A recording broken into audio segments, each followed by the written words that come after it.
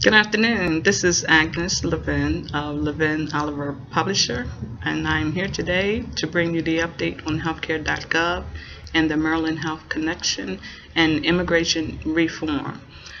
First, I want to tell you that Healthcare.gov is continuing to operate smoothly. It's continuing to get many people signed up for healthcare insurance, and I want to encourage you to visit the site if you haven't already and apply for your healthcare coverage. I want to specifically ask you to help get the word spread for young adults to apply for coverage as well. You can apply, shop, and buy healthcare coverage on Healthcare.gov, and everyone, the deadline is December the 23rd, and this is to guarantee that you have your insurance on January the 1st, 2014. Now, you must make your premium payment in order to complete the application process. So let's not delay. Time is really winding down, and we want everybody to comply with the law. On March 31st, 2014, anyone who is not insured will be penalized, and we don't need for that to happen. Maryland Healthcare Connection, that website is continuing to make improvements as well. Our Maryland Governor Martin O'Malley indicates that 9 of the major glitches have been removed from that website, and it's doing much better. So please visit Maryland Health Connection and purchase your healthcare benefits as well.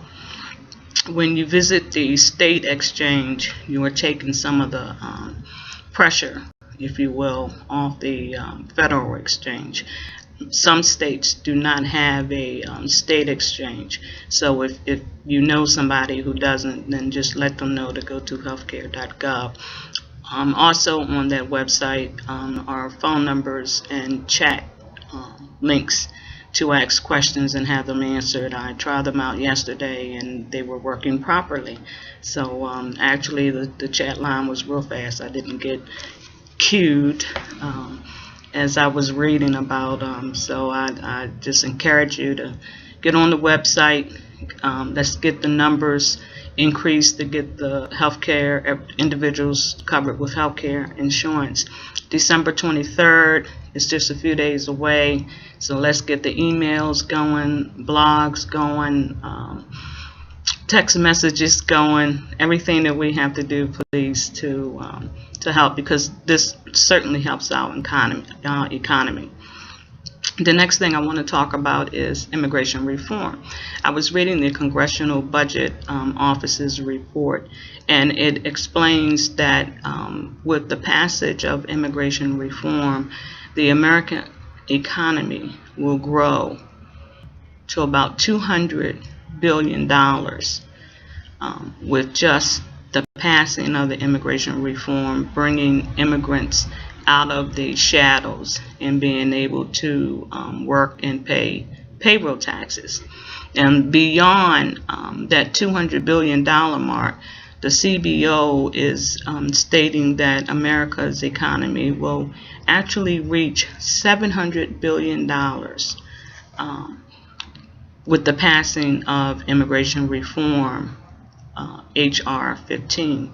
So I encourage you, please, to support the passing of immigration reform, because not only is it going to allow undocumented immigrants to get legal citizenship, it's going to bring money into our economy in such a way that everyone is going to benefit, and the American economy is really going to be strengthened. For example, the Social Security Trust Fund stands to really grow stronger.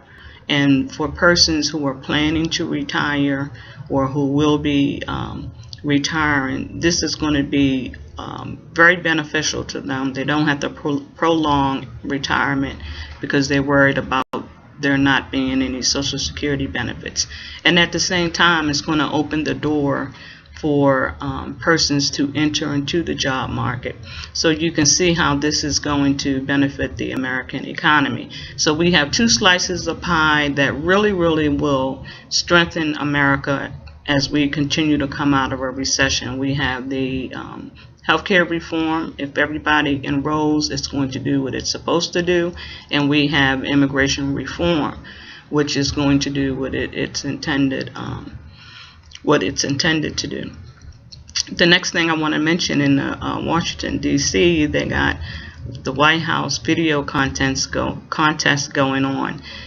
Students kindergarten through 12th grade are encouraged to submit a video that's homemade to the White House by January 21st, and see if you can enter the theater of the White House and view your video. That would be great, wouldn't it? Visit the White House website at whitehouse.gov and download the entry guidelines, and it will tell you the stipulations for the contest, and you will also get topics that your video must adhere to, such as technology, what's going on with technology in your school, how are you learning technology in school, and how are you applying it to the video.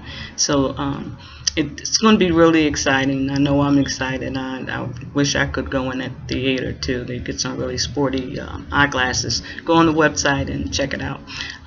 Last thing, the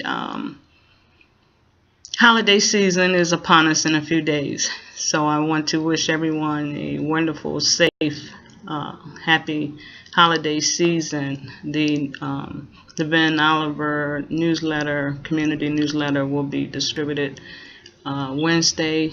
The deadline will be Monday at midnight, and I'm going to leave it at that, even though it's the holiday season, but it may be a few days late being distributed next week. I want to remind everybody, if you didn't get your holiday card and announcement, Levine-Oliver publisher will begin receiving books for book reviews in January, so that's something to look forward to.